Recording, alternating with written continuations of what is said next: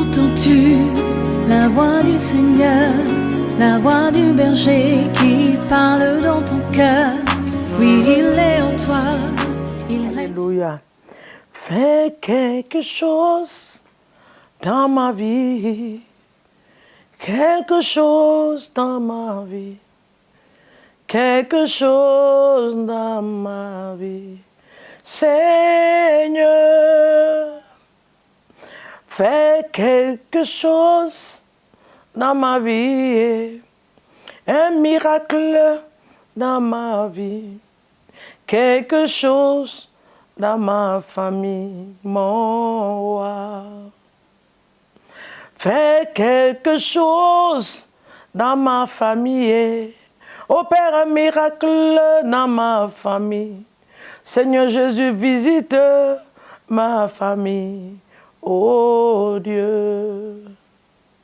Do something new in my life. Something new in my life. Something new in my life. Savior, do something new in my life. Something new in my life. Something new in my life. My Savior, Alléluia. Oh Jésus, fais quelque chose dans nos vies. Nos vies dépendent de toi. Sois élevé encore pour cette merveilleuse journée, Seigneur mon Dieu. Ce week-end que tu nous accordes encore pour la gloire de ton nom, soit célébré. Notre Dieu et notre roi soient magnifiés, Alpha et Oméga. Créateur, nous te disons merci. Saint des saints, nous te rendons toute la gloire. Mon Dieu, mon roi, sois exalté. Alléluia à vous ce matin, shalom à vous, dans vos maisons. Oh, ceux qui sont en train de se préparer, qui ont déjà fait leur programme cette journée pour aller faire les courses de la maison, c'est le week-end. Que l'Éternel vous accompagne dans vos différentes activités, dans le nom de Jésus. C'est une joie encore pour moi de me tenir devant vous ce matin, de vous diriger dans ce temps de prière. Ce samedi, je l'ai appelé mon samedi de miracle. Nous avons parlé hier de Dieu de miracles. Je dis que le Seigneur va opérer des miracles dans nos vies pour corriger nos ennemis, pour les punir et pour montrer à ceux qui nous regardent de très loin que nous servons un Dieu vivant. Que l'Éternel nous bénisse. Donc ce samedi est notre samedi de miracle, notre journée de miracle. C'est mon samedi de miracle. Donc ce matin, Dieu va opérer encore des miracles dans la vie de plusieurs, dans le nom de Jésus. Nous allons regarder la parole de Dieu dans le livre de Psaume 86, le verset 17. La parole de Dieu dit, c'est ce que nous venons de chanter tout de suite. Il dit, opère un signe à ma faveur, que mes ennemis le voient et qu'ils soient confus. Car tu me secours et tu me consoles, ô Éternel. C'est simple ça. Papa, opère un miracle dans ma vie. Opère un miracle à ma faveur. Opère un signe à ma faveur.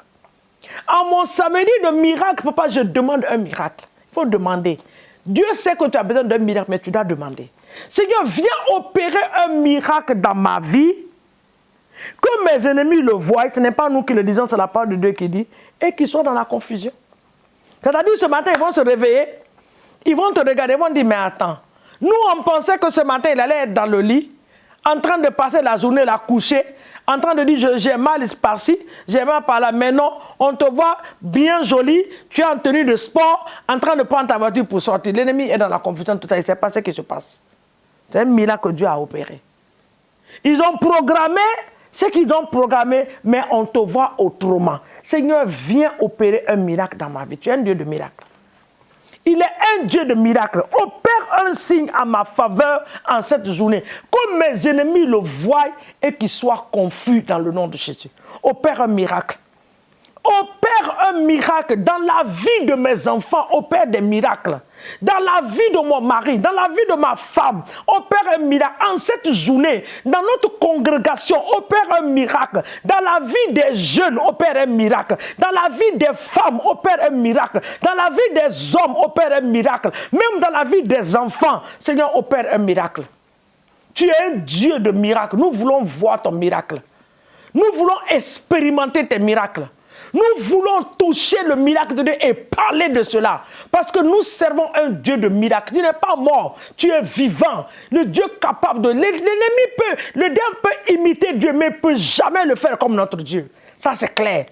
Alors, ce matin, papa, nous te supplions d'opérer un miracle dans notre vie, dans le nom de Jésus. Nous partons dans le livre de Daniel. Ah, c'est là-bas même, il y a le miracle. Le livre de Daniel 6, le verset 16 nous dit... Écoutez 7 d'abord avant de descendre au verset 17. Daniel, le chapitre 6, le verset 16.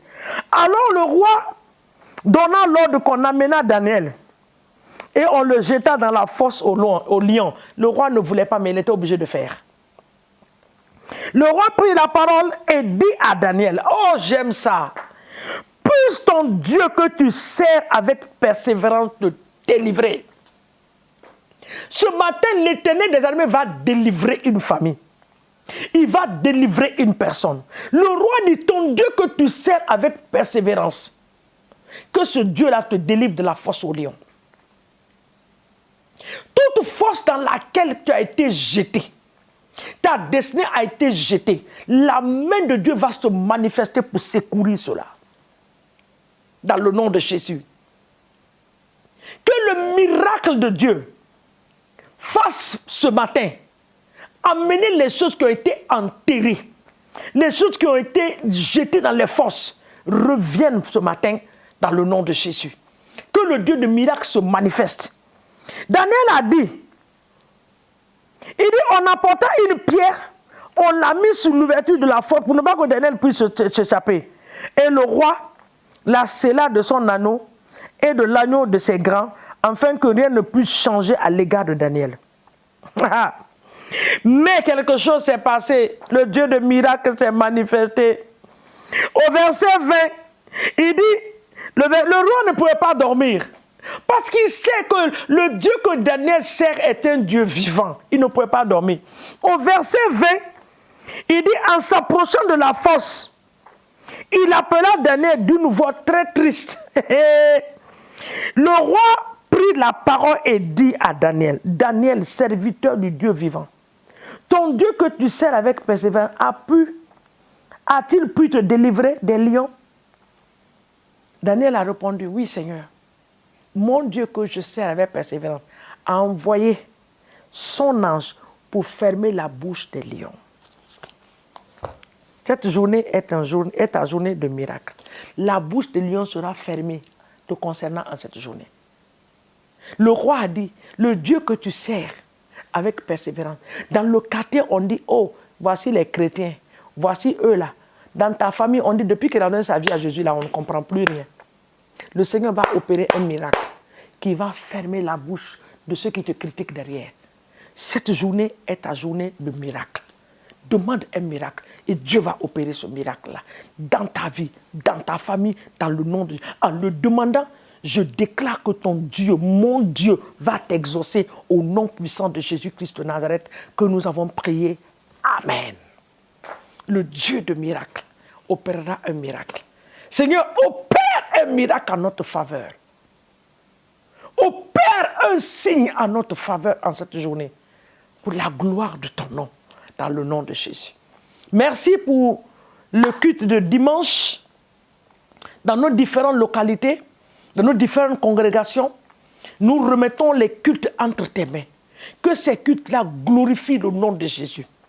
Tes serviteurs choisis pour apporter ta parole, nous les remettons entre tes mains. Que toute erreur dans leur langage soit corrigée. Que la puissance du Saint-Esprit prenne le contrôle absolu. Que les âmes viennent. Que les vies soient libérées. Que les vies soient transformées par la puissance de la parole de Dieu dans le nom puissant de Jésus. Je bénis les congrégations et les serviteurs de Dieu dans le nom puissant de Jésus que nous avons prié. Amen. Que cette journée soit une journée de joie. Un week-end heureux. Un week-end béni pour toi. Tu sors dans la paix et tu retournes dans la paix. N'oublie pas que tu n'es pas seul. Les milliers d'anges vont t'accompagner dans tout ce que tu vas faire, à l'aller comme au retour. Et ta maison est encerclée par les anges de Dieu au nom de Jésus. Bon dimanche à tout un chacun. Bon week-end. Toi qui ne vas pas à l'église là, tu es en train de me regarder, non? Je te parle Mon frère, pourquoi tu restes à la maison? Tu fais quoi? Tu fais quoi à la maison, ma fille? Tu fais quoi à la maison, mon fils? Tu fais quoi à la maison? Le confinement là est fini depuis, hein? Et tu as créé ton propre confinement. C'est pas bon. Ton confinement que tu as créé là, Dieu n'est pas dedans, tu es isolé. Donc pardon. Je te demande pardon dans le nom de Jésus. Ramasse tes bagages. Habille-toi bien. Demain dimanche là, va à l'église. Ça va te faire du bien. Il y a un message, il y a une parole qui t'attend. Ne permets pas à l'ennemi de te dire que oh, on m'aime pas à l'église. C'est un mensonge de l'ennemi pour t'enlever sur la voie de Dieu. Ne le permets pas. Ramasse ton courage.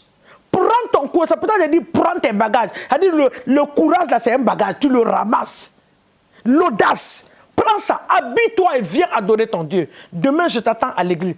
Principalement, il y a une sœur que je cherche là. Si elle ne te voit pas à l'église, je vais dire ton nom prochainement ici. Que Dieu nous bénisse. Je vous aime dans le nom de Jésus. Soyez bénis au nom de Jésus. À très bientôt par la grâce de Dieu. Amen. Entends-tu la voix du Seigneur, la voix du berger qui parle dans ton cœur? Oui, il est en toi.